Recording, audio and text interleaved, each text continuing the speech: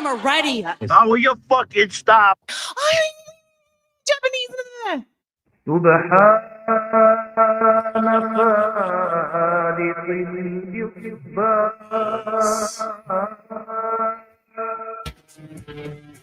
That's right, infidels.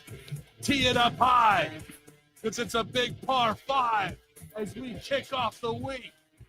Ready to drive it down the fairway of your wrestling throats. So hear me now.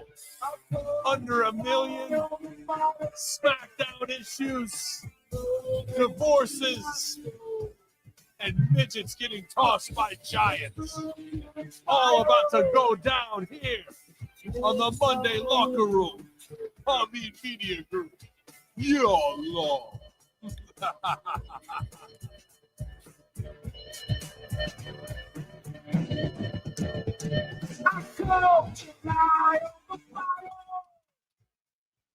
Oh man, what is good? What is good? What is good, guys? Good to be back here in the studio with who you know. Man, I had a good weekend at Ravens joint, and then played golf yesterday in a little friendly tournament with my brothers, and it was a great time. And took home the title with referee Sideburns as my partner in crime. But I definitely got a story to tell of disappointment at the same time joy. So, but always a joy to be back here on the Monday Locker Room. Man, R to the B to the V, always keeping it going all weekend long, having summer fun, RBV eats, and making memories, man. Good to see you, buddy. Absolutely, Ben. Had a tremendous weekend. Hung out with my nephews as they're getting ready to go back to school. First full week, man. Had an absolute blast with them. We did it all, man. And, out the little hashtag RBV Eats Out. We went and checked out some bass boats, some ATVs at the arcade, man. Did it all. Ben, I want to come in. And I also, first of all, thanks everyone that joined us for the watch along. And we're going to jump into some of the conversation about Triple Mania. We had an absolute blast Saturday night. Only note there to Conan, K-Dog, and them.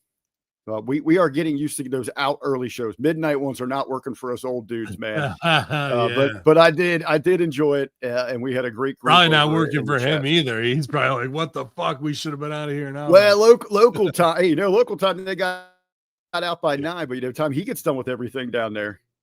But even 9 o'clock. Hey, I love for a show to get out by like 6 o'clock. That's why I like them European shows now. As WWE's getting ahead over there, we're going to catch Raw at like 3 p.m. So we'll be done by dinner time. So for us old folks, the early bird special, the better. That's right. That's right. Yeah, man. It was a good weekend over here at the joint. Great sales. A lot of new people still coming through the store, and I think this week will be our biggest week of the summer. 4th of July always has been too. So far, the 2 we've been through have been great. But the Great New York State Fair starts this week, so that's got a lot of concerts and stuff like that people are going to be coming through the area for. And we're right off the highway 481 meets Route 31, and that's a quick stop when anyone's like nearest dispensary. So look forward to possibly converting new customers this week and doing great sales with my team. So that's great. And then yesterday, like I said, had the posse golf outing because I'll get into that in a minute. But dude, I was on. Our game was on. Referee Sideburns and I were in the zone. If one of us kind of dropped the ball, the other one would pick it up with the shot. So we were doing well. We were up 4 strokes at one point. Yeah. Oh my. But on the 8th hole, it's a par 4 and the ground is hard as concrete right now because it's so dry and, been so hot here the last couple of weeks. And I drove the green on a par 4 pretty far and I was 12 feet away to make eagle, the very first eagle I ever would have made. If people don't know what that is, par 4 shots to get it in is par for the course. This would have been in 2. A birdie is 3. I hit the perfect putt.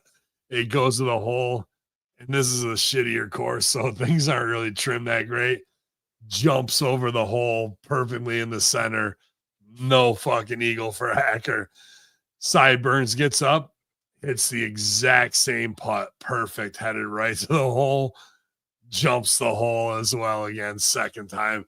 Dude, it was gut-wrenching. It would have been the highlight of my golf career, possibly right up there with any world title moment that I've had. And except this would have been real. And even all my buddies were just like, no, it was such a rob, bro. So even if I get birdie, I'm super pumped, but to not get eagle on 2 perfect plays, it was brutal, bro. It totally got me. But we had a great time, man, and went out for lunch afterwards, and I'm very thankful for another great day in the summer in 2025. Yeah, I think Cold Blooded's got this right. I'm gonna blame Don Stevens right out of the gate. And absolutely, I'm in love with Mary Jane. I'm on the Rove pod today. Great top quality liquid diamond product available at Ravens Joint right now. I don't know if that's me. I was having an issue here, so I'm you there. You got me, okay. Ben? Yeah, I got you now. You're a little bit like in and out. Let us know in the chat if you can hear me and things are moving smoothly here. We might just have a little lag. Yeah, it's something. I think it's on my end here. I was having some issues here this morning, cleaning some stuff out. Should I mess with the system before we go? But the cups, like, that doesn't work for me, brother. As the chat's asking, did we get a putter toss? No, and I'm one of the first ones to like let my rage go on that of like, I want to throw it and I don't, but it's there. This was beyond that because I'll do that on a putt, like a 3-putt or something, but this was on and one, probably 320. I smashed it and perfect, and then it just took the wind out of me. When Sideburns missed his, I did drop to my knees and go, God damn it. I was so like, to see it happen on mine and his, and they both should have gone in. Like, there's no reason for them not to. Everybody was like, no, they wanted to see it. So, oh man. But no, I didn't. I did not gun the slot line putter. I like that putter, and with the devastation for you and Team Sideburns. Yeah, we won though. We won by 1 stroke. But in that moment, what was the rejuvenation, the celebration from your brother and all of them? I mean, they were letting you guys have it, or no? They wanted to see it happen because they couldn't. But like, everybody hit either off into like this big brush burn pile because they had massive damage from the last tornadoes that just went through. So they've stacked all this wood up. Like, if you lit a match, bro, you'd have a fucking bonfires 4 stories high. But so like 2 or 3 guys hit over by that. The rest of us hit good shots, but mine hit. There's like 2 little hills. You can't even see the green because it's behind this hill. I knew about where to put it because I'd driven the green once there before in my life. And today, yesterday I knew the ground was hard, so harder than Vince McMahon's what, and trying to, yeah. And when my buddies got up, they're like, Pops, you're on the fucking green. I was like, oh boy, I know I had a shot, and I did, man, and I did my best, and it just didn't go that way. So no, what are you gonna do? You know what I mean? I'm just thankful to be out there with my posse crew and doing it. And the other part of that too that I was mentioning is kind of bittersweet because this is the weekend of the Woodsman's Field Days, my dad's show for years and years and years, our show, a lot of people's show. And it's been scaled back to some degree because of our posse not being there. And, you can't give up the show and then show up and go, hey, what's going on? And undermine the people who are trying to keep it going. They have to want it, and they have to want to farm it like I give to you guys. I might show up, but like, you got to grow it or regrow it, and it's just a lot of my dad. He's in the 70s, and he's up there now on a tractor cleaning up. He'll show up to clean up, but he knows if he's there, his presence is undermining to the other people, and he doesn't want to do that out of respect for the show that we built for 48 years. Wow.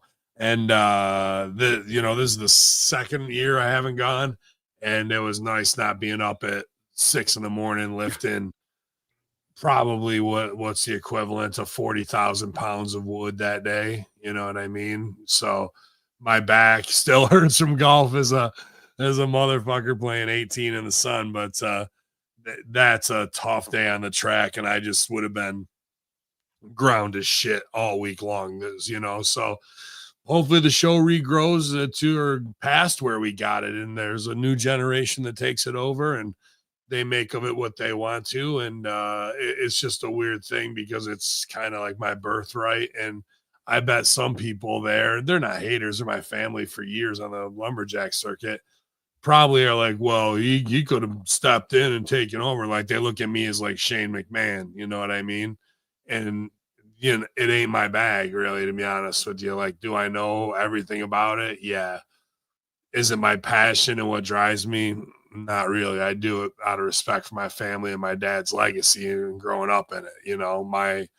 My shit is weed and wrestling. And so, like that's just the way it goes. Things run their course sometimes. It's just weird to be in it. I've gotten the same thing recently, going to an indie show here in Rome or going to the one in Kabul Skill to induct GGP, and everyone's like, you miss it. Like getting out there. I'm like, dude, I had a run I never even should have had that I'm so thankful for, like I gotten a lot. Wrestling gave me a lot of the moments I was looking for, and I feel fulfilled, and I can easily go back and turn it on anytime I want to, but like I don't need to. And I think he kind of feels the same way now.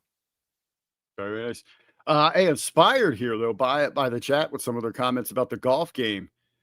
We got an opportunity here for some Ravens joint merchandise, golf merchandise, always on the green.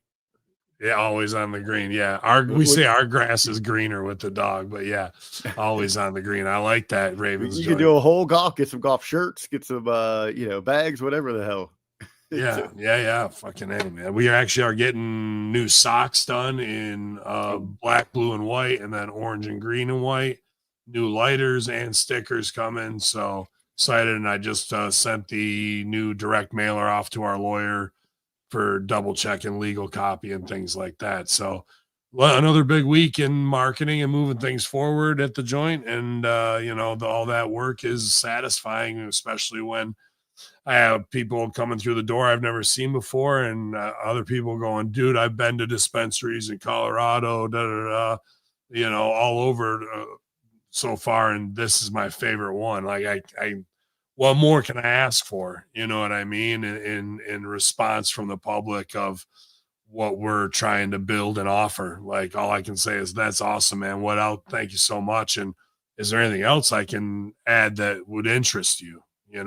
Somebody asked me about Rhythm earlier. It's interesting because I'll sound like a hypocrite because Rove is a top name brand in cannabis, and they are what's called a MSO, a multi-state operator, and they have boku fucking dollars. Their stuff was so known that early on that there was knockoff brands like copying their shit. But somebody asked me about Rhythm. And Rhythm weed is supposed to be very good. I haven't had it, but my competitors carry it, but they're also an MSO.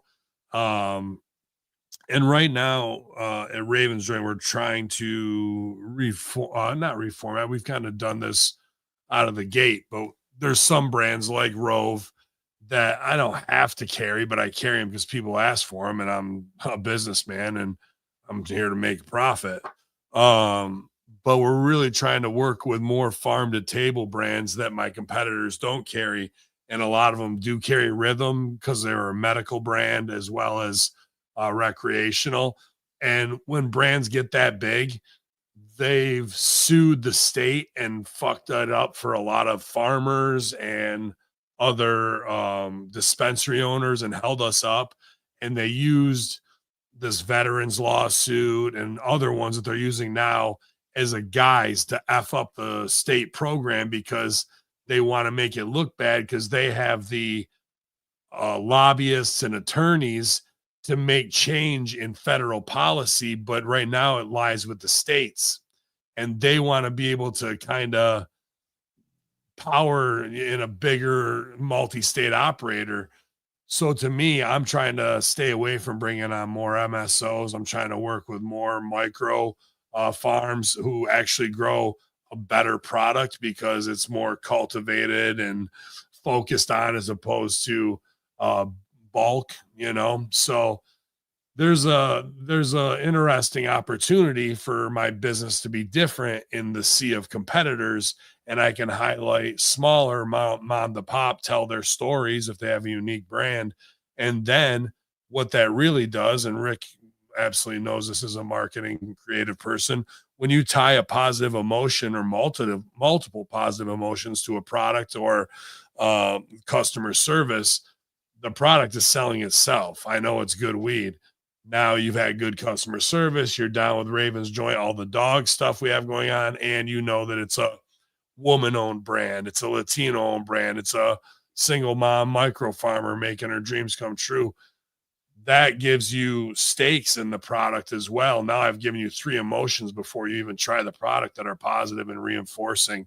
And that's all a great opportunity for us to engage with the customer and highlight the cultivators. So that's where we're trying to point our ship, man. And we're proud to do it, really. And I think it makes us stand out. And the feedback I've been getting is that. So I think it's really cool that when you talk about telling that story, those connections, because a lot of times, in my marketing, a huge influence to tie it in to professional wrestling. It's the same philosophies. You've got to have a character. You got to be able to tell that story and get that to the audience, which is the consumer. Let me ask you, you were talking about this might be state mandated. This is kind of jumped out to me when you were talking. Are you guys mandated by the state, or do you implement like your own program to track where visitors come from, or do you have like enhancement, like repeat business and like programs in place? Or as soon as you walk through the door, you'll probably see me or one of my other security guys there, and you have to present your ID, and it's scanned, or we have a logbook because some people don't want their license won't scan, or they have a passport, something along those lines. But most licenses all do scan, or if people want to keep their anonymity, we write it down in the logbook, which is state requirement.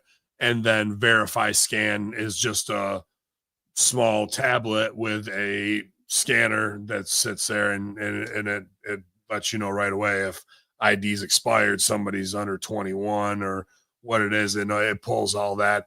And it doesn't send it out. That's the big fear that a lot of people heard, like, if you go to a dispensary, you're going to be on the list. They're like, dude, your phone is in your pocket. You're in the system. You're fooling yourself, right? Like, they're going to take away your guns and you can't get it. Like, dude, like that's all wives' tales, right? Like, so, but some people feel like that, and you want to make them comfortable, and that's fine. That's their personal choice. I'm not here to judge how they feel about how fucked up the world or government is. Like there's plenty of things I've said. So, we'll just keep it in a logbook that way of that we check the ID and yada, yada, yada. So when Office of Cannabis Management shows up, that we've got logbooks to show them, you know what I mean? That this is what we're doing. Everything is just a regulated from seed to sale to security systems to updated fire sprinklers every 6 months being checked. Like everything just has to have a report that goes in, so I figured the state would be real tight on that, but I'm sure it's kind of cool to see. I mean, how far people come, when they're coming through for that first time. Do you guys do like an incentive program? Are you allowed to, like a $5 foot long club? When you 5 visits and you get or something? Yeah. Well, there's certain things that we can and we can't do. We can't give away any cannabis and samples or anything like that, or offer a BOGO deal or things like that, but I can't even say sale. That's against the laws. But I can say bundle. So I can take 2 or 3 products and bundle them, or call it a closeout. Cannabis has to have a 1-year expiration date. Does it expire? Not really. Not at all. It might dry out or lose a little of its potency, but not really. you could fucking find some shit if it's been cured right from 30 years ago smoking and still catch a hell of a buzz. So, but that's just the way. I don't know if it's an FDA or agriculture regulation, but that's just how it is, right? So, things like that might be going bad product that's expiring. I will a month ahead of time will identify those products and try and create a bundle to move them where I then can can't say 10% off, but the bundle price of these things is X, you know what I mean? So try not to squeeze every dollar out of it. And you might be introducing somebody to a product that they didn't try before because they now can get it at a lesser price. And yeah, man, there's ever changing ways around it. There's still no veteran or senior discount. There's no loyalty program. These are still no-nos. And every 8 weeks, the rules in cannabis change when they have a meeting of the boards, you know? So it's something you have to constantly pay attention. If you're going to be in this business, you have to be aware of it all. When you have the mom and pop shops, is it like, do you have like certain days that vendors come through to you? How does that connection work? I mean, do you go out and find them, or is it a little bit of both? Or they pretty much come through the door to drop samples. There early on they did, and then we also do pop-ups. So the vendors come and set up a table, and it's all branded, and they'll have their own swag and things like that to give away to anybody purchasing. But they're really there. The smart ones are for 3 or 4 hours to help on your sales floor and show the customer your product. And I even have some really great reps that will be there as like an extra worker for 4 hours. And even if they're not buying your stuff, they're showing other things because they know all the product. They go shop to shop. You know, most places are going to have at least 50% of the same stuff in the biz. But there's definitely cold call people who come in and drop samples and things along those lines to get in, because there's new brands showing up all the time with micro grows, other cultivators, a new white label license. It's just like a marketing license that allows you to work with a cultivator and develop your own brand and go sell it. So, because some cultivators can't do it all, like grow it, harvest it, and then build your brand, go sell it and distribute it. Some do that great in a great way. Nanticoke and House of Saatchi, two unbelievable brands that I carry, where they do it from seed to delivery, dude, you know, and they kick ass at it, and they work. That's like owning 3 companies all in conjunction with each other when you're doing distribution, marketing and packaging, and cultivation. So some can't handle that. So that's why there's these other like licenses to work with. I was kind of curious because it pretty much seems like it runs very similar to like food in the beverage industry. Because I know, like in the bars, you know, you'd have your reps come in early, hit like the bar owner, your bar managers with samples, and then would come back for like promotional periods, like when we were busy. Yes, for the samples. And that sounds like what they're doing, working the floor, educating people on their product, pushing their brands like that. But that's interesting, as you say, with some of them that, you know, that they're going from start to finish. That is that is a massive undertaking, from growing to marketing to the distribution. Right. Imagine the corn farmer harvesting and had no experience in it. Has to take it to every Wegmans, Tops, fucking like, and drop it off. Like, you know, there's still a lot of opportunity for distribution to be developed in state. And there is a company that is now banned from my store, Nabis. I think I talked about them. And anybody who works with them is no longer going to be in our store. And this is where we warn people, like, you fuck with the wrestling office, you're going to fucking learn. I try and let people know ahead of time, like, we may be a little different animal than others you work with. I just want to let you know.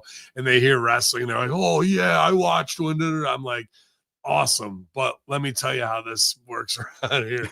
And then it's up to them to learn the hard way or work with us and make things work. But Nabis is a multi-state operator, and they do distribution, and they take 9% from the cultivator of what the sale is. So right there, I'm like, fuck you. You know what I mean? Like, that's greed.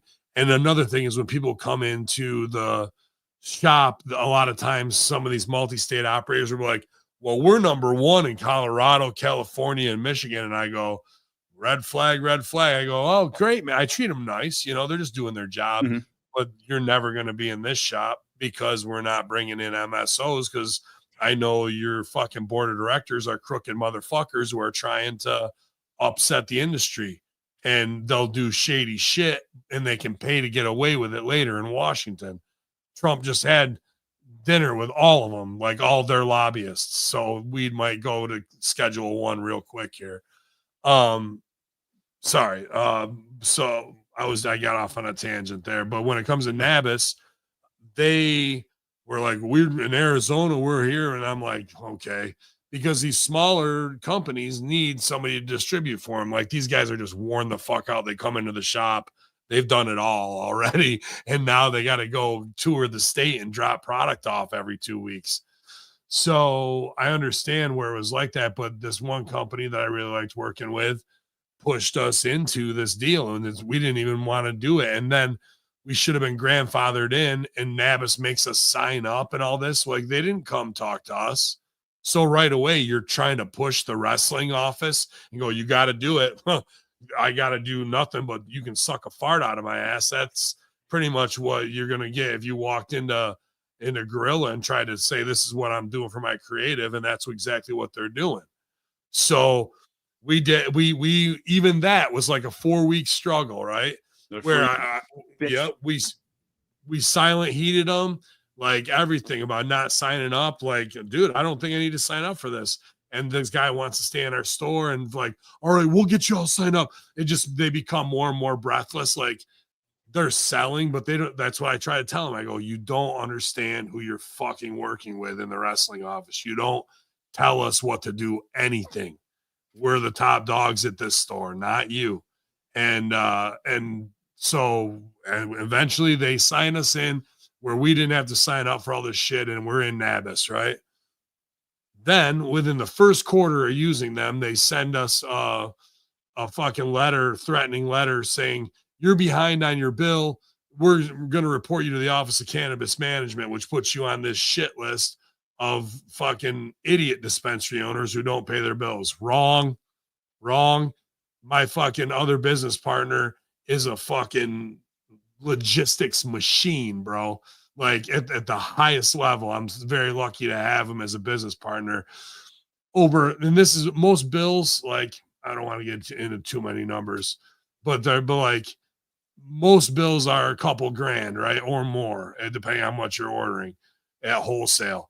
They wanted to send us to OCM over $500, which is nothing in cannabis, bro. That's like going, you owe me $1. Let's fight over it. Then we go through everything. Guess who made the fucking error? Not Raven's Joint. It's a clerical error on Nabis's part. This is quarter one. I'm dealing with this shit. And with these motherfuckers, oh, we're the best in the biz, Briz. No, you're a fucking bunch of bullshit artists, and you're not going to work the workers.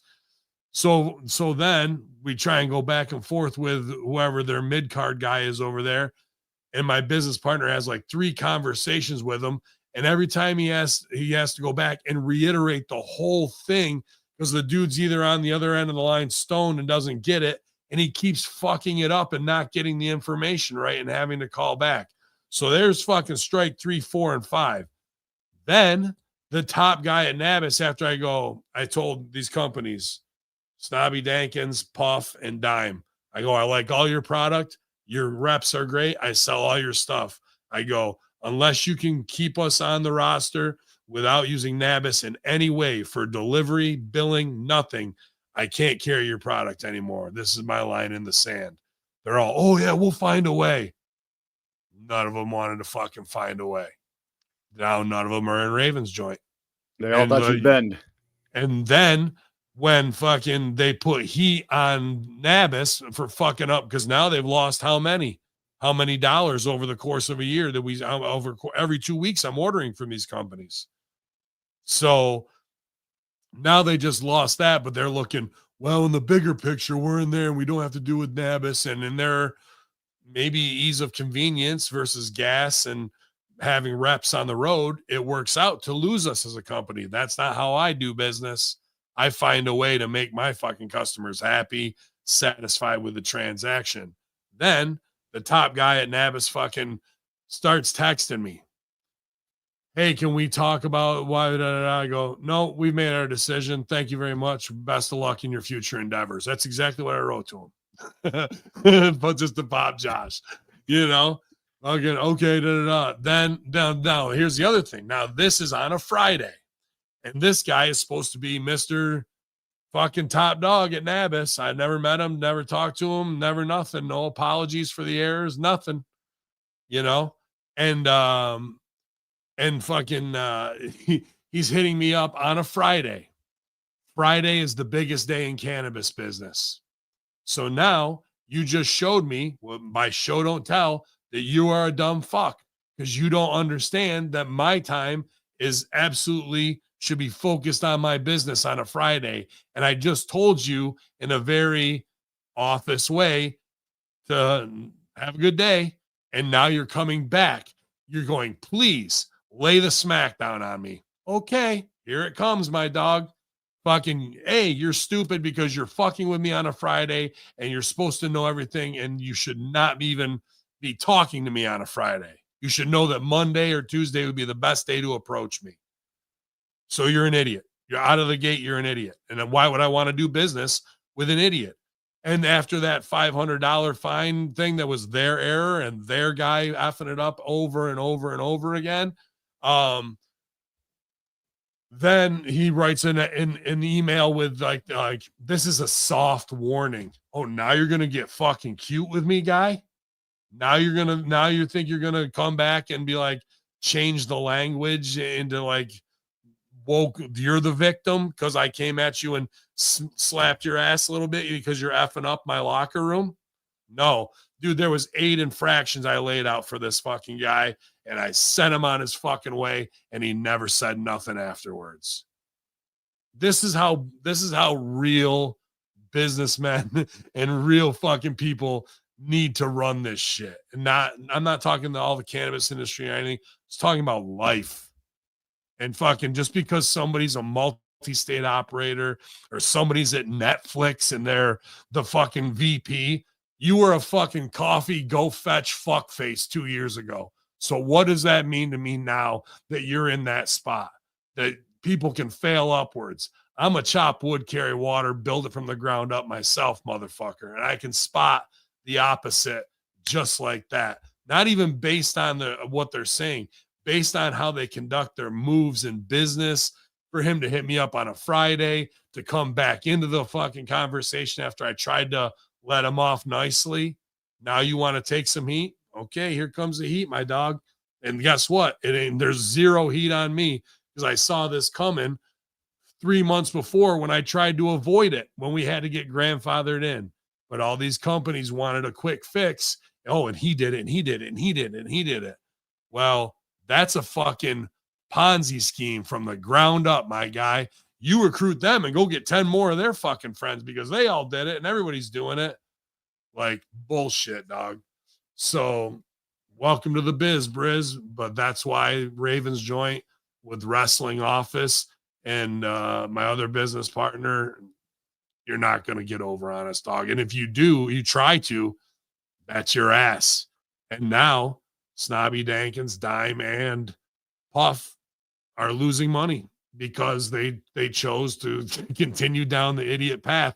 And then 2 of those companies fired Nabis because, shocker, they fucked up at our store and they fucked up at another store and another one. Oh, the paperwork's not right. And the most important thing that the Office of Cannabis Management wants is correct paperwork. Good luck. Good luck in your future endeavors, pal. You keep doing what you're doing, and I'll do what I do. Cutting throats, baby. Cutting throats. Yeah. Lessons all around. I know it sounds like we're just talking about, the cannabis business here, but you tie and you listen to it, you get what happens in wrestling. You're messing with the Wrestling Office. This is business lessons, life lessons. I try and tell them that nobody understands when I go. I don't even put it on me. I go, this is my partner, Josh. He ran the biggest Indian in the Northeast when they're like, oh, wrestling, and they get out, I go, yeah, let me tell you about that. We come from a different background, you know, and we don't deal with getting work. I let them know, and they're, oh, yeah. Okay, some will get it and some will not. And it's the office. As soon as someone starts effing up, it's not like we don't have frustration, but Josh's eyes get wide. Like, let's cut some fucking throats today. Because that's my tag partner, bro. I'm like, I'd never betray him for some stupid deal with an out-of-state asshole who failed upwards to get to their spot. Have you had an opportunity using, the wrestling background on that to help any of these mom pops with kind of cultivating, directing their story, their character? Every shop really kind of has its own flair, dude. And thankfully, in what my demographic is, which really, I mean, it's 21 to 80-year-olds through the door, but it's mainly 40 to 70-year-olds. That is the main demo. Really? Yes. Yep. Mm-hmm. And I'm not saying like there isn't 20 and 30 somethings, but yeah, it really is that. And because of that Gen X feeling, that's how my shop feels when you go in there. I bought wood from the Amish. I fucking stained it, built it all by hand, with the old man. And it's got Josh's unbelievable concert collection of posters around. There's wrestling, fucking limited edition figures, all the dog stuff. It's everything that's us, where other stores are like the Apple store, or they feel like an urban skate shop, like Zoomies, like one of those stores at the mall. And they're cool. They're very cool. They look great. You have to have a shop that looks good, but they don't have, I think they call it fourth space. Like you have your home space, your workspace, your play space, and then your fourth, like our shop is supposed to be like fourth space. Is how they refer to it in some marketing. Fucking, I don't know, wherever they're trying to do the home away from home home sort of deal. And to be honest with you, with the blue couches and the fireplaces going in there, and you walk in and it might be the playlist that you love. Like I might have Johnny Cash on, I might have James Brown, I might have Tragically Hip, and depending on who it is, they do feel at home, bro. They're like, that's when they go, I just fucking love this place, bro, because it is that old school record store feel, kind of, you know what I mean? It is that 80s 90s nostalgia, and that is my customer base, and it relates to them. So the other stores are cool. It's kind of futuristic, and as you can see in Star Wars, the futuristic buildings don't really have a lot of soul in them, you know what I mean? They don't really have, their gray, white, and bland, and don't have like a positive energy. They don't have much energy at all. And the neon lighting can be a lot on people, even though it might shine the product. I think a softer, warm LED lighting that we have helps with that as well. Yeah, I see the same struggle with bars and restaurants here when they go into these new plazas and they're just like the big box. It's hard to get an ambiance that have an identity and connect with your customer base in there. Hey, I like the question over here, Ben.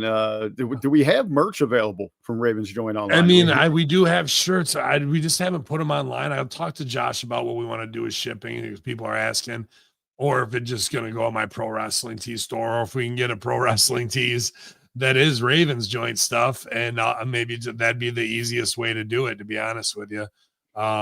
So, because Josh is great at it. I mean, this shirt people love. We just got it on hoodies. This is actually I go, dude, you know what we should do, bro? Remember the 2CW Up in Smoke shirt? And he's like, yeah, because Josh loves fucking VW vans. So this was a 2CW shirt, and it said Up in Smoke, and there was no dog driving. So I go, dude, we should just redo that, but have it say Ravens Joint and put Raven in it. And we sold out real fast. So, we do short runs and things like that. But the new one is the Dare program shirt, except says Ravens on it, and a couple other cool things coming. So collectible pins we're trying to get. So people have been asking for that. And Maddie's kind of MSG schooled me to like how hardcore people are for those pins and do a short run of them, and they become worth a fair amount. So this is all the fun stuff now that we can kind of start to focus on now that we've gotten an 18-month education in cannabis business, and we feel like, okay, we're on solid ground now. How can we move the ball forward this week and make our customers into our billboards and make them feel good about it? Very nice. Well, Ben, I want the chat to know I can go a full 90 minutes without talking wrestling, but we will give you marks what you want. We'll talk a little bit about it here. Dude, I got to actually talk about this and say something, man, because it did get go me. ahead. Well, we got Todd Brantley saying, shout out to Sammy Callahan. Yeah, I didn't want to cut you on. Go ahead. Yeah, actually, this is good. This is one of the things I wanted to talk about. Good transition. Thank you there to Mr. Brantley, the HMG Pick'em Challenge champion, the king. Dude, he's there. the man, bro. The guy knows wrestling in and out. So we say here, best of luck to him because he was an underrated talent that did a lot for the indies, especially 2CW. I remember watching Sammy when he broke in, cutting his teeth here in Cincinnati for the HWA, the Heartland Wrestling Association, under Les Thatcher and Cody Hawk before he went up there to the Northeast. Yeah, and an A+ dude at Ravens Joint, that's for sure. And the last 2CW heavyweight champion, before he went to FCW at the time. I think it was. It wasn't. Yeah, he started FCW. He was in that transition phase. Yeah, they effed it up like a great talent. And somebody goes, "This guy's supposed to beat somebody." Yeah, he's fucking awesome. And then his retirement at Impact, man. But I don't think this is the end of Sammy Callahan by any means. Maybe because his career is about the same time mine is, and I'm fucked up and I'm not bumping. And I'm saying this because I'm a fucking fat bastard. I'm trying not to be. Actually got some news on that as well. If you want to circle back to me not being a fat bastard later, I'll talk about it.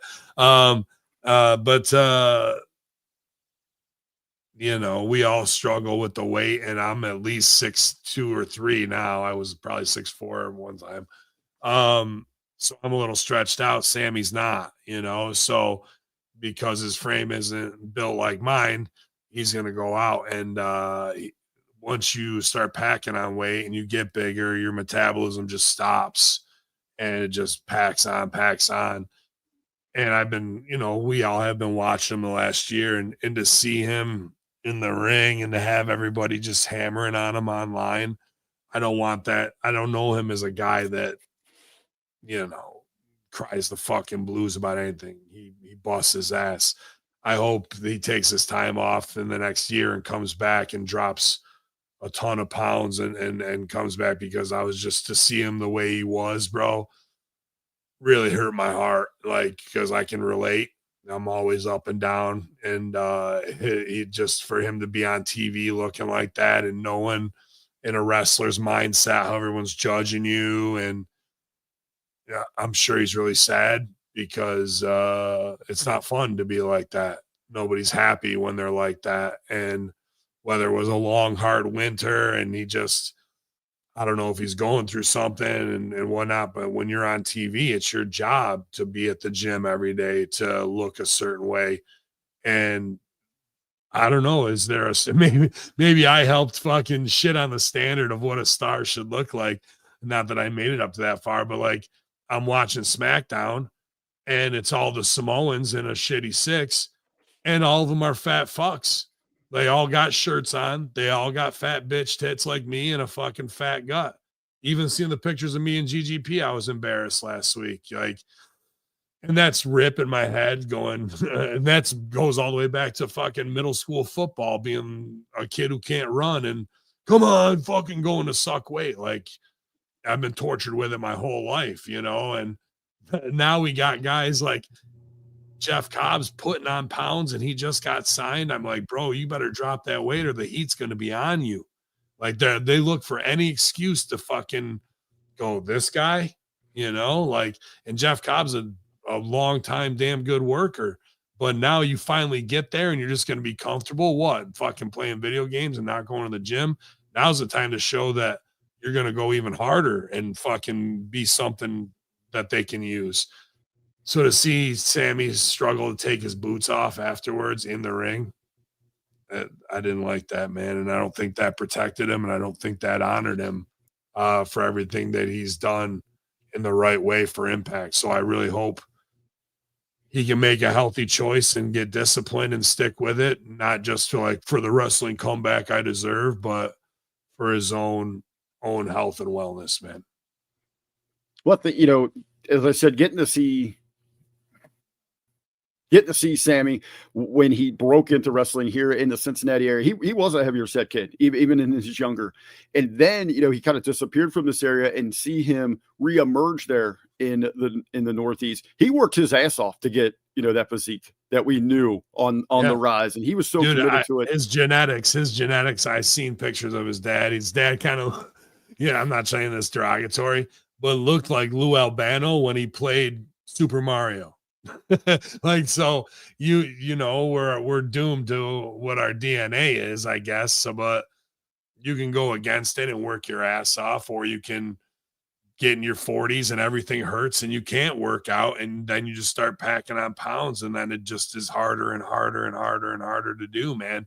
And you have to I have to go, I fucking hate you, McDonald's. I hate you, Burger King. I hate you, Taco Bell, when I'm driving by, to ingrain myself to go, haven't eaten any of these places in 2 months and 2 weeks, because that addictiveness, and then all of a sudden you eat that shit and now your stomach feels terrible. You have regret and shame, and it just turns into a fucking whole whirlwind when you're just trying to feed yourself, but you're like, what am I doing to myself, bro? So I've been there, dog. Every fat bastard has, I guess. And then all you hear is rip. Pops, you fat fucker, fucking, but I can do character. Yeah, well, you fucking lazy bastard. You can also go work out. Yeah, it's just, your new gimmick is a fitness guy. But hopefully for Sammy, you're talking not just for the wrestling, story for that great comeback, just personally for him, to have that redemption. Yeah, no, it's got nothing to I wish you had a TNA goodbye worthy.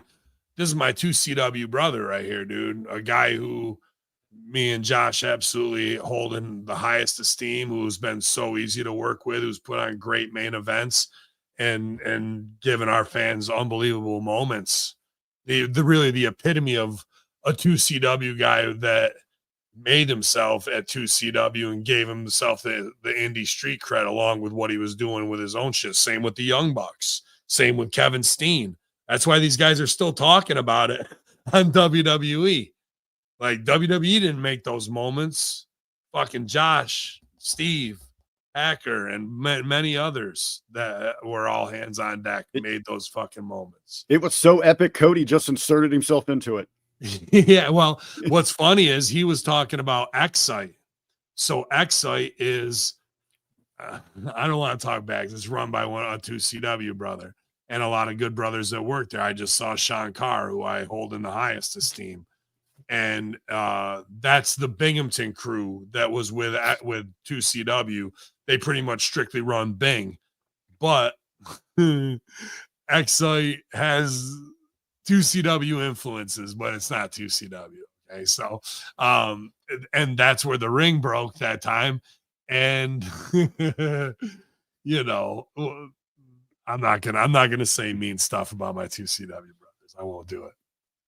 All right, there we go. All right, Ben is holding back here. All right, mark it down, dude. Here. There's a lot of people who work hard and shit goes awry, but there's things in management where you're just like, roll your eyes, and it's just the way it is, But I'll say this: the guy at Excite who owns it is also working hard on his health, and he's been a huge guy size wise for a lot of years, and I know he's internalized that. And I think right now, I'm not sure if he's on the Ozempic gimmicks, but I know he's trying to work out and move, and he's got kids and trying to change his life too. So I salute him for that. I'd rather talk good about somebody instead of let my dark wrestling side bury that motherfucker on air. No, dude, just because I didn't work for him, that was my choice, but there's a lot of guys that I work with that worked hard there to keep that territory going, much like I worked very hard to keep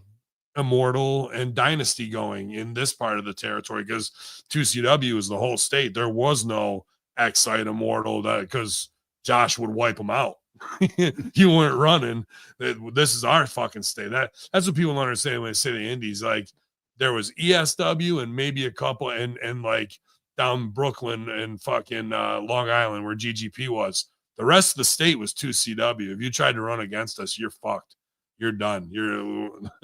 He took out 3 different companies in the 5 years I was there. Little cutthroat indie business, baby. Yeah, cutthroat indie business. Well, Ben, talk about taking out companies, buying companies. That's what WWE's kind of been doing here, and one of their recent acquisitions is AAA, and they just had Triple Mania. I know you're busy at the shop this week and had a lot of stuff going on. Did you get to catch the highlights from the big WrestleMania-esque event from K-Dog and his crew down there? Yeah, the highlights were better than anything I'd seen in the last months from WWE. That's an interesting point there. So let me start off this because there's a few things I wanted to touch on with you because for me, I said I go in the Lucha Libre culture as a fan. I'm just starting to really learn about it. What the different kind of the styles mean. It is a different show, different presentation, different styles, different reactions from the fans. I had a blast with it, but I am seeing online where like it's getting a lot of praise, but for the same things that AEW or even WWE at times catches a lot of flack for. How would you let fans know how to define those comparisons between the two? Yeah, I don't know about what AEW catches flack for that. Well, with their over the top, their flippy flop stuff. Oh, when sure. They're trying to do the comedy in the matches, where we had like the dueling puppets at AAA, that's getting a huge reaction. Here's the difference. Some people know how to get shit over and get a bit over and understand this is your spot on the show. This is your spot on the show. This is your spot on the show. Instead, AEW goes, oh, comedy guy who puts his hands in his pockets and should only be doing 90-second blackout scenes and they'd be awesome. You're going to go pull 30 minutes. Okay. Now you just showed me you don't understand how to get this guy over in the proper way, how to use pockets fucking in scenes as a transitional character in between worlds, how Danhausen should add his own thing as a comedy character. Just completely wasted to come out and do Oogie Boogie at fucking ringside. Like, some guys got carte blanche and were used properly and got to get their own creative over. Like, what's skateboard mountain climber? Darby Allin. Yeah. Like he obviously had the boss's ear and got in with Sting and got to make cool cinematic things. Some of the stuff he's done is absolutely brilliant. So some things hit and then other things miss by a mile. I think with AAA, where people are like, well, it's Lucha, it's different. Like, all that really means to me, and I still could be educated in this from Conan and other great luchadors, is that we don't have to tag. I can just look at you and you can feed in. That is part of their style. Is one exits the ring, another member is allowed to come in. Sure. We take a little more time with counts on the outside. A DQ is not a big fucking thing there with that.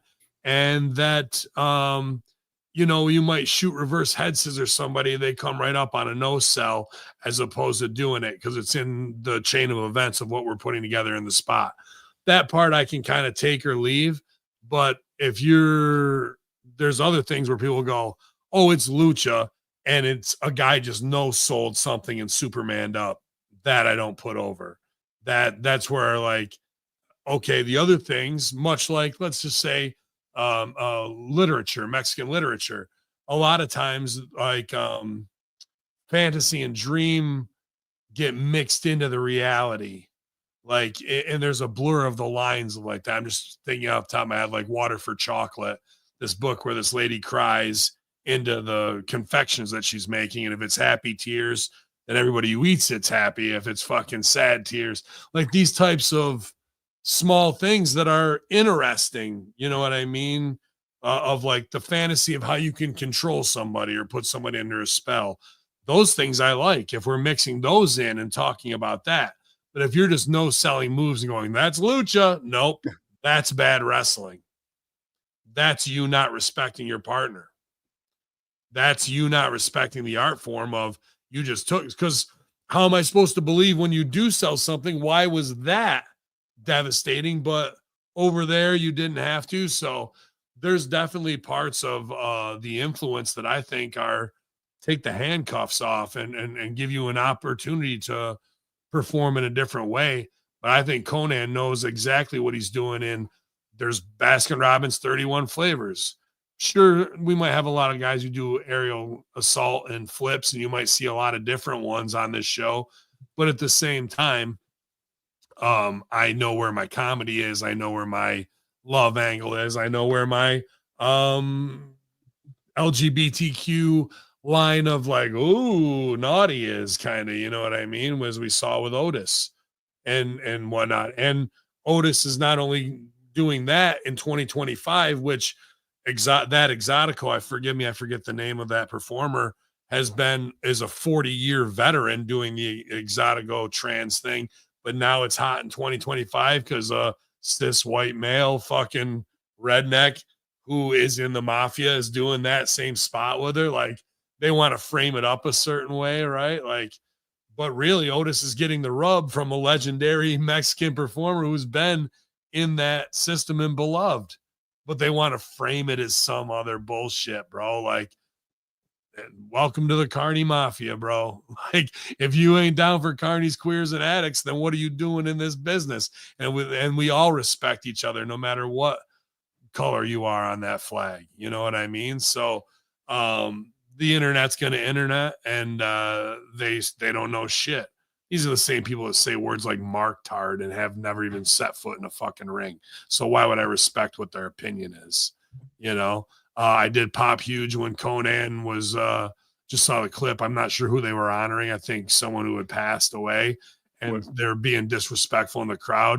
And he, in Spanish, he said, "Show some respect, you motherfucker." And then he said, "Fuck your mother, chinga tu madre," on there, like in the middle. Like, he's trying to tell the dudes just show respect. They told him, "Fuck that," and he went full OG on him. Was that during his Hall of Fame acceptance? Was it his? I don't know. I thought it was. Now just here's what, quick, because I had my volume cut pretty much down, just so I could hear Brandon and interact with, and I could hear a little bit of it. But no, we even remarked about this, and I didn't know it had to do something with the culture. I talked about this on the watch along. And even in with the Army in the chat, we were all like, "Oh my God!" It looked like the plaque, the picture, and the setting for their Hall of Fame thing or award there for Conan. It looked like a memorial service. It's like having it before he goes. I guess. Yeah. So I don't know, because Ray's up you there. guys know something I don't? What the fuck? Even the speech that Ray gave, because at this point it was weird. They only had them later in the show. They had promo packages to explain why we should get behind the matches, and they had captioning while like Ray was up there speaking Spanish, you know, when the Spanish speaking was happening. Gotcha. Yeah, I didn't know what it was for. I just it looked like a memorial service. So even us in the chat were like, "Damn, you're already just like honoring him before he's dead here." And we know he's, you know, he needs that transplant and all that. Yeah. But yeah, so I think that might have been it.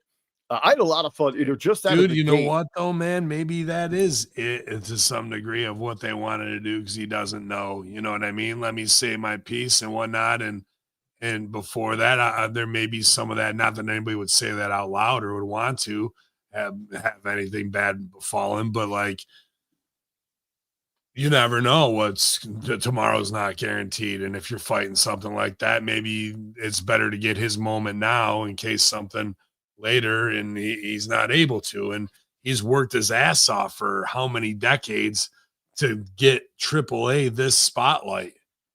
Like, you know, somebody's gonna, much like we talked about with my dad, somebody's gonna have to take over that show, and who's his second, third, fourth in command, who's ready to step up and deal with 3 of the 5 guys who get it, who are there, who are posing in front of the AAA thing. Taker, Game, HBK. We made this happen. Oh, you did? You did? Why isn't the one guy who really made it happen in the middle of the picture with him, who's getting inducted to the Hall of Fame, to show that these 3 guys respect him so much that they're fucking with him?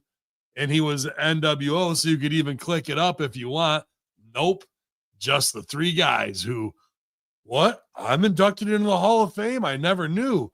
Oh, my wife's on LFG. Oh, fucking, I get to give you a hug and a hat, and now you go to fucking the main roster. Like, dude, these fucking guys from the Click era are no joke. They're cutthroat, and they might be so far in the bubble that they are tone deaf to what that really looks like when it's the three of them in front of the AAA thing. Like, we did it. Okay, Briz, you know, and but anytime Conan goes off on a motherfucker, and especially in his own Hall of Fame speech, that's over with me. Right. 18,000 people. You're right in the middle of your Hall of Fame speech. You're just going to tell some dude off. It's great, you know. The opening match was a lot of fun, and I want to get some of your thoughts on here and some of the use of the talents for those big pop spots. So it's their version of a Royal Rumble that has eliminations that can happen with an over the top or a pinfall or submission. But I think some of the big things here, obviously you talked a little bit about Otis, his interaction with the Exotico legend. But I think what had everyone talking was a big pop for the return of Omos. And then when he met up with Microman, we had a 7'3" giant Ben and a 3'3" mini in one of the biggest pop spots that I can remember personally in a while. When just seeing Omos do that turnaround and he's looking for anybody and way down under his knee is the mini. Yeah, I don't know how old the mini dude is, but here's the thing, right? Once you have a giant do comedy, it's tough to make them go back. There's plenty of money in comedy to do it, but Cornette said comedy don't sell tickets. Bullshit. It absolutely does. R-Truth fucking sells tickets, bro. A lot of them. People are pumped when he comes out. This dude, though, is a freak show. They both are. They're both freak show on the card because not only is he a midget, he's fucking the smallest dude, right? And this is the biggest guy. And I saw this same thing at a show I worked. 26. 20. That's great. That's awesome. I hope his health is great. And I don't know, on either of them, both of them can be affected by adverse health because of their size, right? But we have the freak show part of it of like, look how tiny, look how giant. But now what's the relationship? Are they going to have a serious feud where Microman trips them in some way? You know what I mean? And we do Gulliver's Travels and like, it's not Omos and somebody else, but Microman is just the little thing that pushes him off the edge, or do we find understanding and have a friendship story where Omos and Microman are boys and they're fucking down with each other, and Omos is there to like get the other little dudes are bullying Microman, and then his big buddies around the corner and they all fucking scatter. You know what I mean? Like there's a lot of different funny buddy dichotomy bits that you can write into that, or you can keep them brutal enemies and hate each other, and Microman's not scared of them. And now you're telling a story of the truest underdog versus the biggest fucking threat. And you can't have a bigger David and Goliath than that, but the David and Goliath could end in understanding and develop into a friendship. However, all that is under the comedy umbrella. You want Omos to be the destroyer he should be as a Andre the Giant, or do we just want to do entertainment? If I'm fucking either of those guys, I would way rather do entertainment and get paid. Unless you're just a destroyer and you take no bumps and you're just handing out ass whippings. That's easy too. But is that going to stick with people, or is the friendship, the emotion, what can we get the most out of? What can we sell the most merch off of? These are interesting questions for a booking meeting of where we want to go with the guys and what we can do to make it the most fun and entertaining in what we need to do. Because if you ever wanted to fucking turn them back heel, all you got to do is the fucking Andre the Giant snake spot, put Microman in a fucking bag, switch out the bag, and have Omos stomp the shit out of the bag like he's killing Microman after you had him loved for, you know what I mean? So to turn somebody heel, let's develop a buddy relationship between them, as opposed to let's just keep Omos and Angry Heel out of the fucking gate. We can do a little of that, then friendship, then real fuck you at the end, you know? I would kind of like to piggyback on what you're saying there, Ben, just from a PR standpoint, because I had a few big guys that were using heels, but they were so good at PR and they could connect with the audience. So what if you had a thing with, and almost is kind of like that. He did a great job with some of the Netflix stuff he did with like the hot dog eating contest. And he is one of those larger than life presence. When you go out, there's something special about him. What if you had him only get triggered as a giant when you mess with his little friend? Yeah. Sure. So that's where the viciousness comes out. But then you can do cool things with PR with kids and, Make-A-Wish and appearances and things like that. 100%. They could have their own cartoon, bro. Those two guys could have their own cartoon. There is a J12 had mentioned, I'd seen this too. There was a very cool photo of them backstage where almost had him up on his shoulder and they were both flexing. That looked pretty cool. That's your stage picture, bro. We need to have all these things, you know what I mean? And when it seems like Omos is protecting his little buddy, awesome. But there needs to be a time when some other thing has Omos down and little buddy is the saving grace on that, or dudes are like laughing at him that he's the saving grace, and that gives Omos time to come back up, turn around, double goozle, fucking double choke slam, calls for little man to go up, hits his shit on him, fucking go up the other side, hit his shit on him, both guys feet up again, double noggin knocker, fucking power bomb the other guy onto him, little man, pin him, 1, 2, 3, fucking put him on my shoulder, yay, we're jacked, let's go sell some 8x10s, dog. They did hit a spot similar to that because almost put down Otis, and then Microman did the splash and got the pin to eliminate Otis. Yeah, he knows his shit, bro. Yeah. Then what was very refreshing about this Gauntlet match is Omos won. I can't remember the last time that a big man actually won one of those, because it's usually the same story. They get everybody teams up on him and throws them out or, beats them up. Although we talked about the puppet there. Hey, brilliant marketing move. They've already got the demon puppet up for sale on shop.com. I'm sure they are moving them. I saw you go at Vet a little bit on that, and I know Vet doesn't like the fun corn. I won't say that about Vet. He doesn't. But like when it comes to like, we were arguing price points. He was like, "Oh, it would cost $500." I'm like, "No, it would not. You can get some cheapo stuff." People are bitching about 100. These are the same people that are paying thousands of dollars for premium live events, $500 for Triple H belts. Oh, I mean, I guess it is a Triple H belt. Who am I to talk bad about? You're in Mexico, so labor's super cheap. You can go down to any fucking place in Cancun and get fucking puppets and shit like that for probably $19.99. So they don't really need to be more than $39.99 internationally, especially if we can get them in Mexico made and shipped. So then the price point is important, because who's spending $99.99? Maybe a dad for his kid, but most are like, I'm not spending $100 on a fucking puppet. Then you'll have the supermarket collectors who will buy them at that price or more just to have them on their shelves. But I'd rather sell them at $39.99 and have it be the hottest fucking thing going into Christmas, from now till Christmas, not $100 price point where we only sell fucking X amount. Let's start here, hit X amount, and then we're going to go to our holiday pricing. Then we're going to move them. And we got puppet packs. I wouldn't.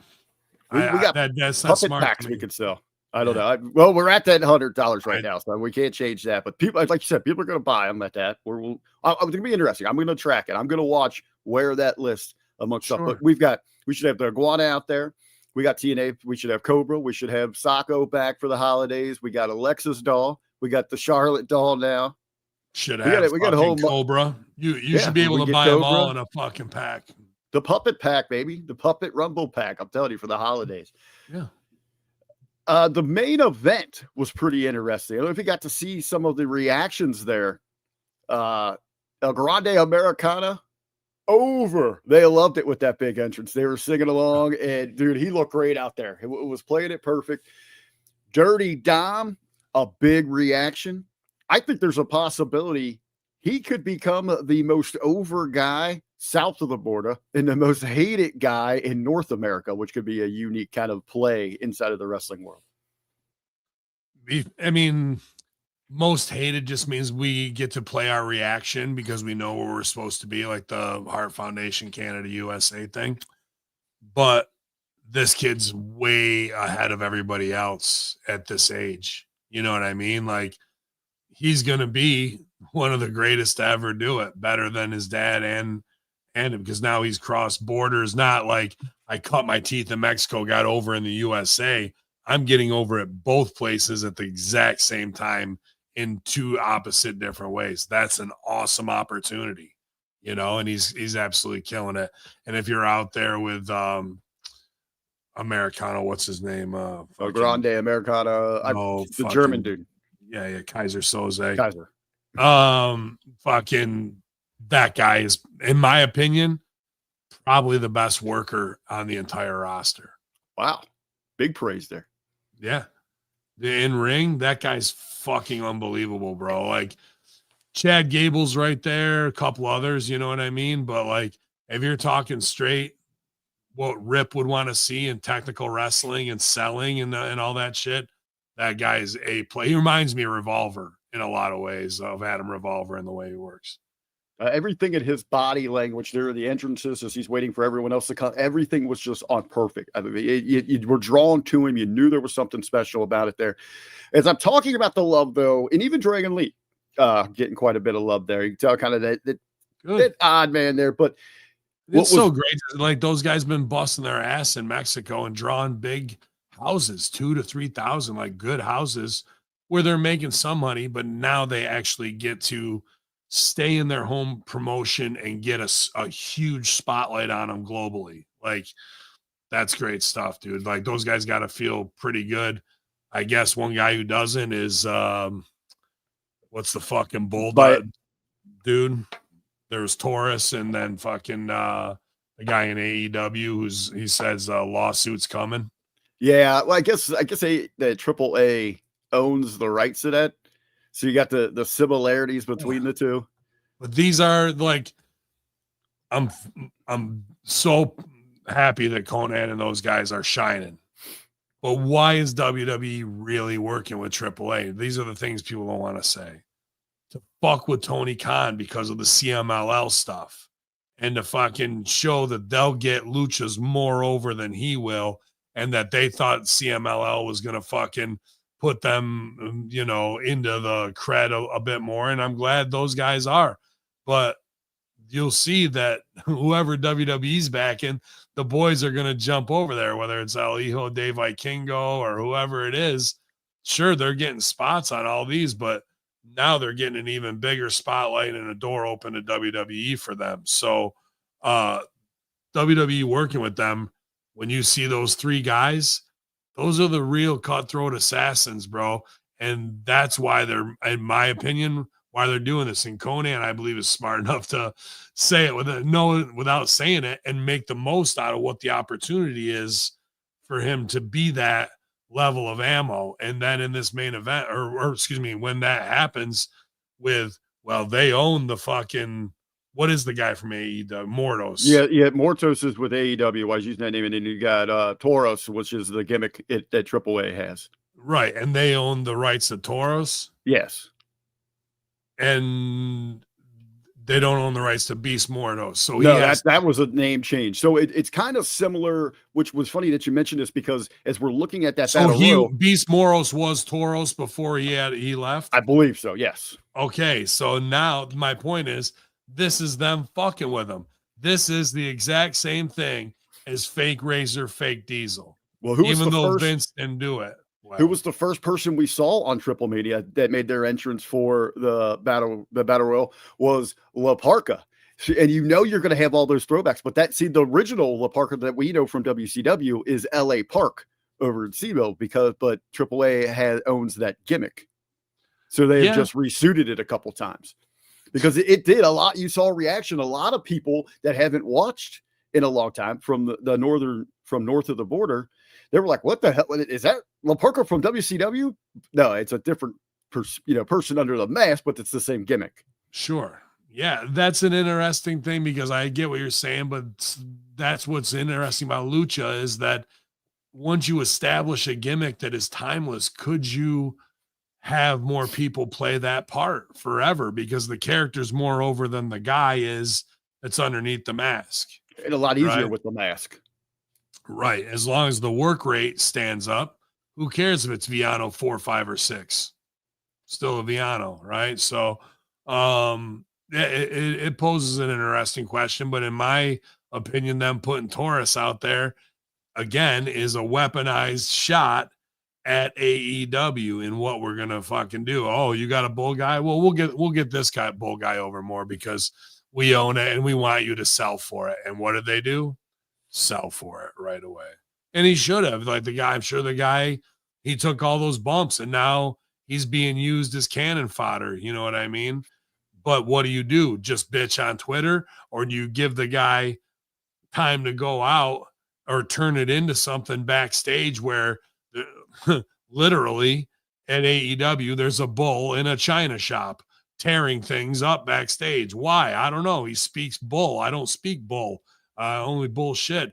And he's pissed off about something. We're going to have to tranquilizer dart this motherfucker. Like something that is a shot back creatively towards them. You know what I mean? Or if you could really do it,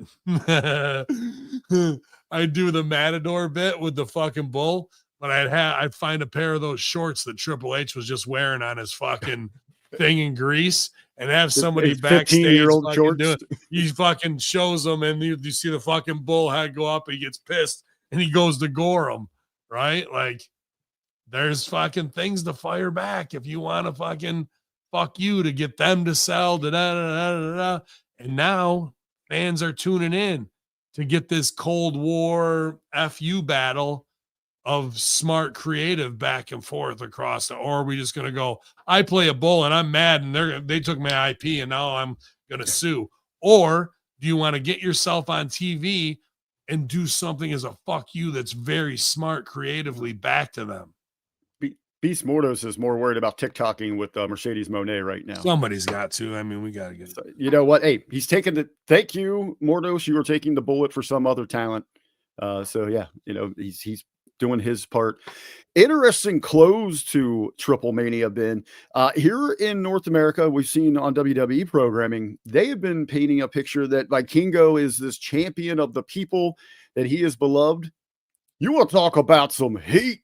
It was, I mean, we could hear it here in the States, the heat, the boos that they were raining down on him. Those people, those fans of AAA, they want Alberto Del Rio, and they were letting it be known during that match. Vikingo, anytime he had a spot, they were turning on him like crazy. Del Rio was in the match or no? No, he's out. Their program before Del Rio was the big heel. Their last event when they put the belt on Vikingo, and it was like a double turn. But it's a work that he's out though. It's not a shoot. When WWE came in, they cut ties with Del Rio or El Patron down there. So he's kind of out. Maybe it is a work kind of deal. He'll make an appearance somewhere, but you thought that would have been there. But there's a lot of rumor just because of WWE now owning them that he is not welcome within the company. Why? I guess with all the rap sheet. I don't know everything that he's done, but you know how the internet. Yeah, Triple H just come out and go, it's complicated, and we fucking move on because that's fine. He has plenty of fucking people that surround him in gorilla position with a lot of bodies buried. Like what we're gonna. Nah, I mean, if he was tough to work with, but I've never heard that of him, you know, like having heat with the office because of that, unless they know he's on something and they don't want to risk it.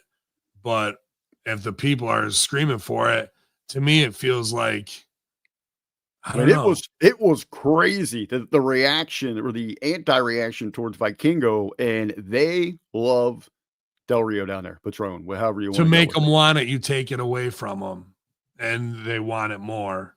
And are they waiting for a big moment where Dom is on, like at the very top? You know what I mean? And that's when Del Rio comes back, because I think Dom just called out Vikingo. September 12th at the next joint NXT AAA show in Vegas. It is going to be Dirty Dom challenging Vikingo one-on-one for the Mega Championship. I say work a program from then till Christmas, have Dom go over by year's end, and then at the very first, whatever, that's where you bring back Del Rio. Let the people want it more and more and more and more and more. But I don't know what's worked in what shoot or who has heat in Mexico or, cartel wise, if they want somebody pushed, I guess you're going to push them. It was just crazy with the story, the picture that they're painting for us here in the States. And I'm expecting a different reaction. And it was like, wow, like I haven't seen someone just getting rained on by boos like this in a long time. It was pretty cool to see it. That they had that much passion, either for or against somebody there, but very, very cool. Good. So tonight, Vikingo, speaking of him, he is advertised for Raw, as is Mr. Iguana. So we're going to get some crossover coming out of Triple Mania for Raw tonight. Yeah, that's good. But for those guys, but it's interesting because that means they're on the show and somebody isn't. And fucking guys are going to start going, I had to travel all the way to Philly tonight and I'm not on the show, but these fucking dudes are. Okay. All right.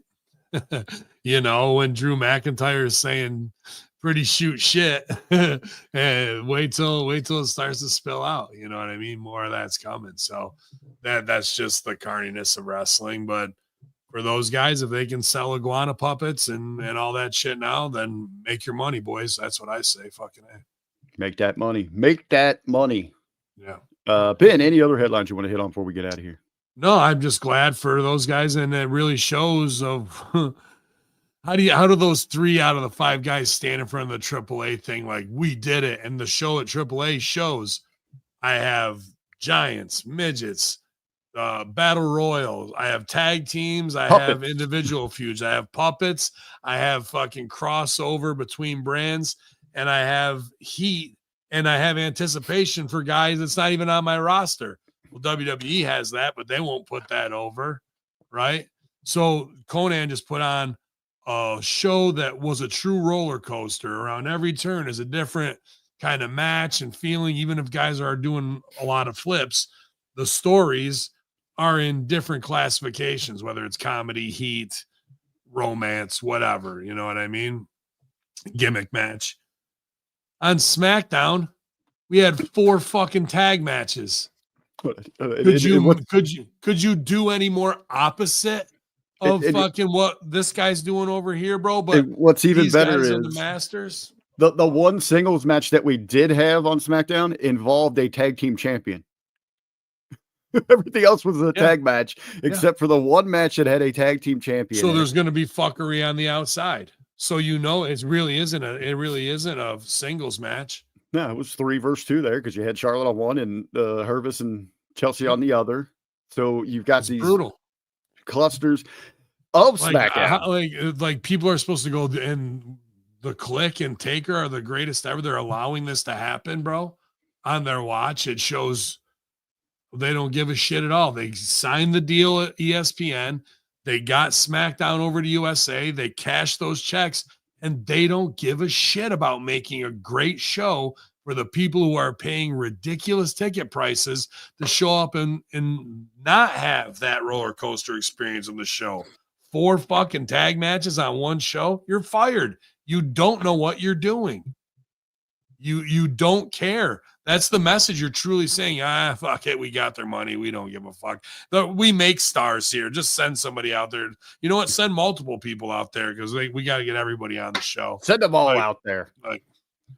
It's so bad, bro. And then in the main event, it's all Samoans that are in bad shape, that aren't your in shape Samoans. And like, they're just like, you're like, okay, so now they don't have to look like stars. You get on the gas, get signed because you're in the tribe, then go fucking eat Waffle House like a motherfucker on the road, pretend you're over and not do anything to stay in better shape. Get on a cycle or whatever it is you need to do to shine and show that we're there. Nope. Just fucking pretend you're a black guy. That's the other thing. Why do these guys get to appropriate black culture and fucking act like they're hip hop stars and yada mean and fucking all this bullshit that is world star black fucking ghetto culture. But then we have to respect the Ula Fala and taking somebody's shoes. That's fucking It's straight off the streets, man. yeah. And so really what I'm seeing is that the Samoans don't have any identity except getting some fucking crazy tattoos, bro. And it pisses me off as a worker that they don't do the headbutt shit at all anymore. I'm going, that was their thing, bro, that I remember of the head shrinkers or the Islanders. And if we're having inside the bloodline feuds, that should be show you who the top dog is in the alpha, that I can headbutt this guy and he has to sell it or no sell it, or he headbutts me and I no sell it because I'm above him and I give him one back and then he sells. So we can see that there's levels of who's got the strongest head in the fucking tribe. And then some other dude who's not in fucking the tribe at all can try and do something and we both no sell it, double headbutt him, and then go back to it. And each guy can have his own fucking headbutt. One guy does the fucking double jump up, boom. Another guy does the chin grab, bang. Fucking another guy pokes you in the eye, and that fucking gives you one.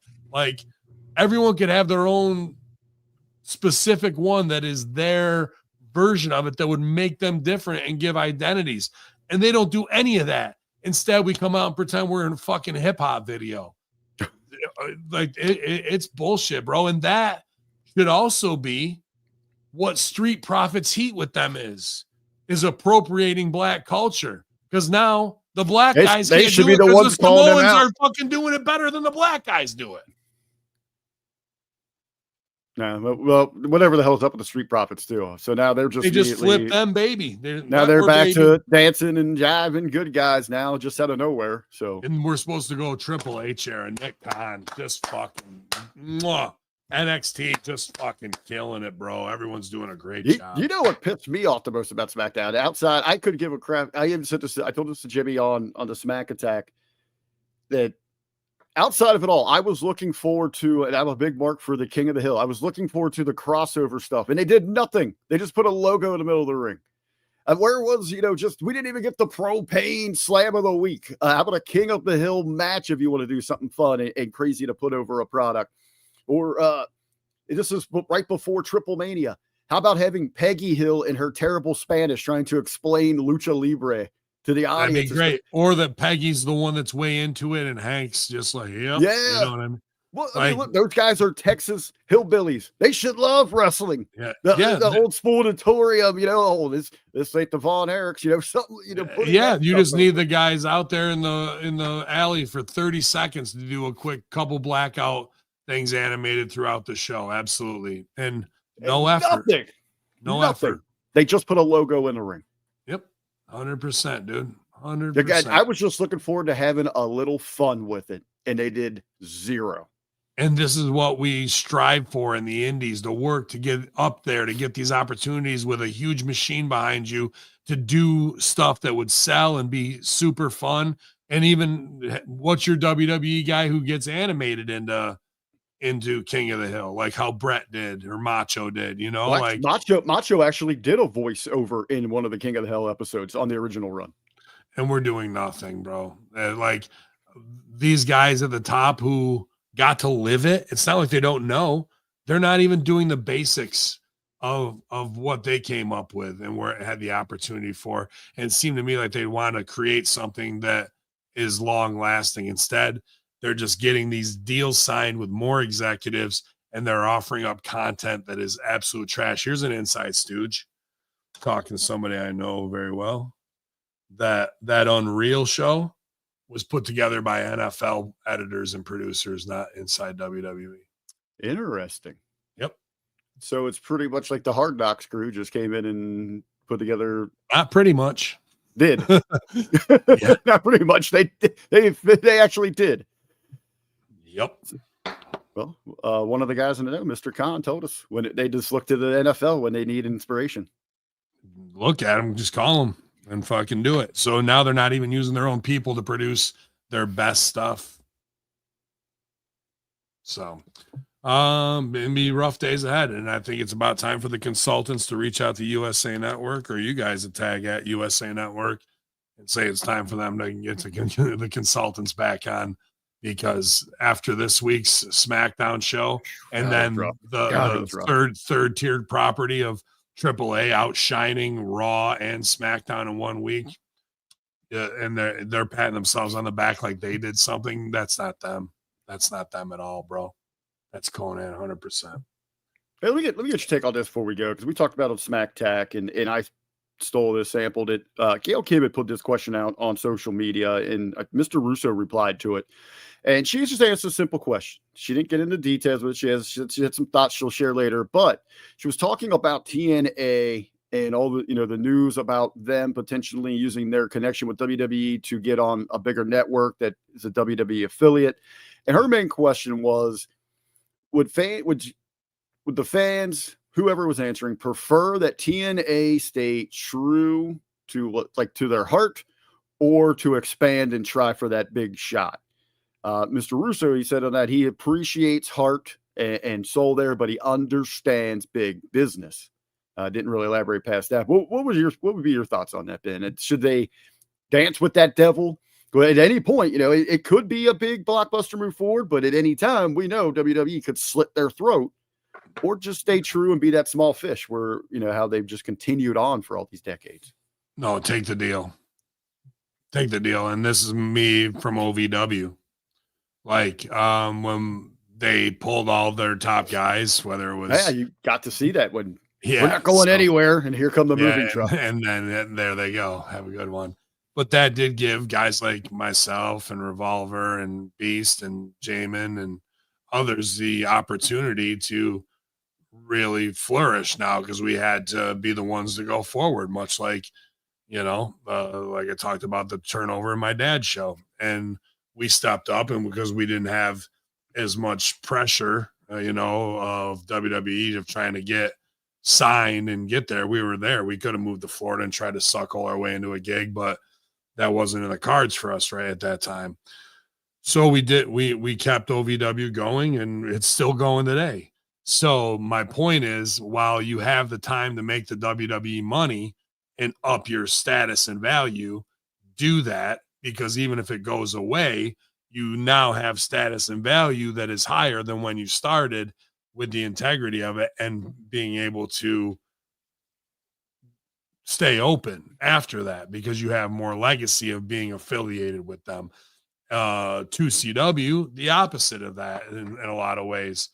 It was about the underground, the integrity, and swatting the beehive, poking the bear, and saying, yeah, we're doing better creative than you guys are, or we're pointing out your mistakes or your ego, and we're making fun of it on the indies, as we should, because we're all in the bigger circus tent of this business together in one way or another. And seems like when you say fuck you to the office, well, that's the fastest way to get to the WrestleMania main event. Go smash a throne on another TV show, and you can be the most beloved motherfucker, so why not? You got to get their attention. So you got to fucking hit them where it hurts. And that's their ego. And sometimes it works out, or sometimes they no sell it, and you just go on and they act like you didn't do shit to them. And it's all phony wrestling at the end of the day. So I see what she's saying about keeping the integrity of what you want. But if you stay in that realm, when you run your course and there's no more money, or you can't sell, there's no buyer, and you're selling at a lower and lower price, it's because you didn't have the look and didn't have the legacy that you could have had by piggybacking onto them. And I guess it just comes down to how much of your own creative integrity and ownership, where you're now having to take less, or suggestions from somebody else, and book your show how they want you to book it to push somebody, so there's always going to be some back and forth, and that's where there's more tests of let's put this guy over their guy in their own ring and see if they're pissed about it, instead of doing the right business. That'll happen too. So there'll be a lot of agents sending reports and all that shit that nobody reads to Stanford, and all this kind of crazy shit that I saw, Nova have to do and Serena have to do at NXT, and these reports at 2 a.m. after the show on fucking Keith Lee, he fucking did a moonsault. Great, like the world stood still. Did you guys at 2CW, were there ever any talks with any kind of partnerships with, say, like a Ring of Honor or a TNA? Not partnership per se, because we would have their guys that they were not misusing, but they were paying and could work indies. You could argue the Briscoes for a while were booked better at 2CW. The Young Bucks were never booked better than they were at 2CW. The stuff they're doing now is good. I liked from the little bits I've seen with them getting taunted by the Office. They should have done that from the jump. And a Callahan or a Steen, like I said before. So we were more worried about, not worried about, like, we would look at this guy's in ROH and this guy just got fired from WWE, right? Right now is the time where that person from WWE is hot and this person's on the come up from ROH trying to get over to that. Can we make this match happen before anybody else books it? That was very important to Strangler Steve and Josh and Jack Trades. And we would work our asses off to try and make things like that happen. And really, Sami Callihan RVD is that exact match from Binghamton, where Excite runs now, in that exact spot. When did we do it? I remember this like it was yesterday's, and because it would be those three. It would be Jack Trades, four. Chris Lovins, Jack Trades, Strangler Steve, and Josh would be doing their thing. I would be a little bit on the outside because I'd be working on my own stuff. And then they'd be like, Hacks, come here. And they'd bring me into the fold. Like, would you run that on a Monday night? I go, I would absolutely run that on a Monday instead of a Saturday. And that's the fucking whole marketing of it, is not just the dream booking. It's the fuck you, because we can pack this place out that holds 450 standing room only. And fucking it's going to get out that Rob is working Sammy, and we're going to look like even more underground badasses that we drew wrestling fans on a Monday night. What do? Packed it out to 525 over Fire Code and fucking gave them both like a moment. You know what I mean? So that's what 2CW mindset was like. It was more about what is in the universe right now that's dream booking that we can pull from, and also create our own storylines, and also take shots at those who think they're over and in charge. Very, very good, my friend. Well, I think we gave them their wrestling talk, so we're good. Yeah, dude, that was a great show all the way around. I wish I would have hit that eagle like a motherfucker, dog. I'm here to tell you, I wanted it bad. But it's the want that kills us. So absolutely, we're let it go. And I had a great time hanging with you guys today. Thanks for everybody in the chat. If we didn't get to everybody's pop-ups, I was keeping an eye on it. Great talk. Great to see all the Bearcats out there and chat land and the humming media. Oh boy, that was a low one. Rope. Participating all weekend long, man, with all the memes and all the watch along stuff. And thanks to all the producers, and let's go Brandon for hosting those watch alongs. So absolutely, man. I'll be back with Vinny Rue tomorrow to talk some more inside stuff. I don't want to stooge off just yet because I got to ask him about it. I don't want to talk biz without having the okay to do so. So, but y'all, man, a good week ahead for Ravens Joint with the State Fair. Looking forward to doing business, and I'll see what I can do to get some Ravens Joint merch online sooner than later as well. So you guys have a great week. You all good, RBV? Anything else going down? I just want to pull it over. I know we got I Like It Raw coming up tomorrow. I know Big Ray is going to be excited to talk about what he thought about Triple Mania. Yeah. He is our south of the border. He's our brown representative for professional wrestling, or lucha libre, as he calls it. That's Spanish for professional wrestling. Looking forward to hear what they got to say. Of course, all the programming. And we will be back this weekend for more watch-alongs, as we have got coming up this Sunday, the Forbidden Door, AEW. And then next weekend, we got Clash in Paris. I got to tell you, I like the marathon weekends more than spreading this shit out. Just give me every show all weekend long, once a month. Get it out of the way, and then move on, instead of having one each weekend. yeah, I say to them, keep doing what you're doing on SmackDown because it only increases my chance of getting rehired by USA Network.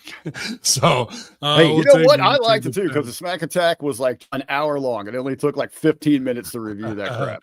Yeah, it was brutal, Bob, man. But we'll be back tomorrow, Master Shoot Theater. Real ID, I think I got to get one too, man, with all the travel I'm doing. So it'll be a good time. Hopefully Steve Areno's back with us. And I know that Russo's got plenty of stuff to say because he just finished watching Unreal too. So I'll try and pluck his heartstrings or press his buttons and see if we can't get some good shoots for you guys for sure. So, all right, man. Well, it was a great day and have a good week ahead, Infidels. Monday Locker Room, Hacker Hameen, R to the B to the V. You know where to find us right here. YouTube.